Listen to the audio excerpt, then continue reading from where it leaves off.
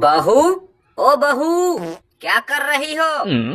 कुछ नहीं माँ जी, टेढ़ा मुंह बनाकर सेल्फी ले रही हूँ। फेसबुक पर स्टोरी लगाने से तुरंत वायरल हो जाएगी। अच्छा। अरे कलमुही, भंगार में फेंक दे इस मोबाइल को और जाकर फटाफट से खाना बना। दिन में हम लोग सोयाबीन की निंदाई करने चलेंगे। देखो माँ जी, मैं कोई तुम्हारे बाप की नौकरानी नहीं हूँ जो तुम्हारे साथ इतने कीचड़ में चलकर सोयाबीन की निंदाई करवाऊँ। अरे डायन, अगर मेरी बातों से तेरे पिछवाड़े में जलन होती है तो ईंट मार के मेरा सिर फोड़ दे, लेकिन मेरे बाप को बीच में मत ला, वरना मैं तेरी जबान खींच लूंगी। ये क्या बात है मम्मी, तुम खुद आगे रहकर इसे अपने सिर पे चढ़ा रही हो। अगर यही हाल रहा तो एक दिन ये अपनी मनमानी करने लग जाएगी और हम लोग कुछ भी बोलेंगे तो ये सुनेगी भी नहीं। हाँ शांति, अपना लोंडा बिल्कुल सही बोल रहा है। मैंने भी शुरू में तुम्हें खूब लाड प्यार किया था, बस उसी का नतीजा है कि आज तुम मुझे अपनी सैंडल की धूल के बराबर मानती हो। बाबूजी बिल्कुल सही बोल रहे हैं मम्मी। भाभी को तुम इतना भी सिर पे मत चढ़ाओ कि एक दिन वो तुम्हारे सिर पे ही तांडव करने लगे। अरे चुप हो जाओ तुम सभी लोग, क्यों मेरे अच्छे कामों में अड़चन बन रहे हो? मैं चाहती हूँ कि पूरे घर में मेरा दबदबा हो ताकि मेरी सासू माँ मुझसे डर कर रहे। अच्छा। तेरे अच्छे कामों की माँ का झोपड़ा, फटाफट से खाना बना और चल हमारे साथ चलकर सोयाबीन की निंदाई करवा, वरना मार मार के तेरी सारी हड्डी पसली तोड़ दूंगा। अरे बेटा, इसको तो मैं कब से प्यार से समझा रही हूँ, लेकिन ये ऐसे मानने वाली नहीं है। ये ले बांस का हंटर और मार इसे, तभी जाकर इसकी अकल ठिकाने आएगी। क्यों भाग्यवान, तुम्हारा दिमाग खराब हो गया है क्या, जो अपने लोंडे को बोलकर अपनी ही नई नवेली बहू पर लकड़ियां चलवा रही हो? आप तो बिल्कुल चुप हो जाओ जी। जब मैं कोई बात कर रही होती हूँ तो आपके बीच में बोलने की जरूरत नहीं है, वरना अभी आपको कमरे में ले जाकर आपकी खोपड़ी पे पकोड़े तल डालूंगी। ये क्या बोल रही हो मम्मी? अरे बाबूजी और तुम लोग बूढ़े हो गए हो, फिर भी बच्चों की तरह लड़ रहे हो। तुम्हें शर्म नहीं आती? क्यों भैंस के आगे बीन बजा रहा है बेटा? अरे तेरी इस कलमुही मम्मी को समझाने से कोई फायदा नहीं है। देखो देखो सासू माँ, ससुर जी आपको भैंस कह रहे हैं और आप उनको कुछ भी नहीं बोल रही। क्यों, आप उनसे डरती हो क्या? तू अपने मुंह को ढक्कन लगा ले करमजली। हम दोनों पति पत्नी हैं, जो मर्जी पड़े वो करें। और तू इधर उधर की बातें छोड़कर फटाफट से खाना बनाकर टिफिन पैक कर ले। आज खेतों में ले जाकर मैं तुझसे निंदाई करवा के ही रहूंगी। अगर यही बात है तो आप भी अपने पिछवाड़े में जितना दम है लगाकर देख लो। मैंने बोल दिया है, मैं नहीं आऊंगी मतलब नहीं आऊंगी।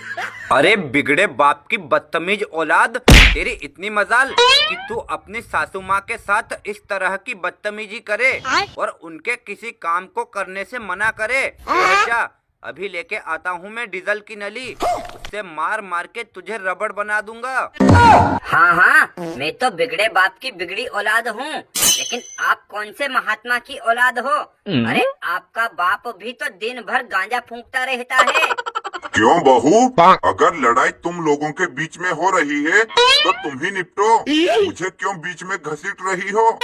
हाँ भाभी, आप चाहो तो अपने पति को कमरे में बंद करके बेलन से पिटाई कर दो, लेकिन बाबूजी को कुछ भी मत कहो। अरे उनको क्यों ना कहूँ मैं कुछ भी? तुम तो जानते हो ना, मैं बीए पास हूँ। अच्छा। तुम्हारे बाबूजी ही आए थे मेरे घर तुम्हारे इस मनहूस भाई का रिश्ता लेके, इसलिए सारा कसूर उन्हीं का है। तो क्या हुआ, तुझे यहाँ समय समय पर खाना पीना नहीं मिल रहा क्या, जो हर बात पर लड़ाई के लिए उतारू हो जाती है? केवल वक्त पर खाना मिलने से क्या होता है जी? यहाँ पर मेरी भावना की किसी को कदर नहीं है। अरे तू खुद ही अपनी मर्जी से बेइज्जत होना चाहती है। अगर तू हम लोगों के साथ रहकर घर का काम काज करवा दे तो तुझे कोई चूं तक नहीं कहेगा। क्यों माँ जी, आपकी आंखें फूट गई है क्या? घर का खाना पीना, झाड़ू पोछा और जूठे बर्तन मांजने का काम आपकी नानी आके करती है क्या? अरे बदतमीज लड़की, खबरदार, आगे से मेरे मायके वालों के बारे में कुछ उल्टा सीधा बोला तो मैं अपने बेटे को बोलकर तुझे जिंदा जलवा डालूंगी। आप अपने बेटे को मेरे खिलाफ भड़काओगी, इससे पहले ही मैं खोलता हुआ तेल आपके ऊपर डाल के आपको बिना टिकट के यमलोक पहुंचा दूंगी। अरे भाग्यवान, अब शांत हो जाओ। क्यों तुम दोनों सास बहू लड़ लड़ के महाभारत खड़ी कर रही हो? देखो तो बाहर पूरा मोहल्ला इकट्ठा हो गया है। आप चुप रहो जी। हम दोनों सास बहू के बीच में आपके बोलने की जरूरत नहीं है, वरना मैं जलती हुई लकड़ी आपके सिर पे डाल के आपका राम नाम सत्य कर दूंगी। अरे मम्मी, कुछ तो अपनी उम्र का लिहाज करो। अब आप बूढ़ी हो गई हो, फिर भी बाबूजी के साथ बच्चों की तरह लड़ाई करती हो।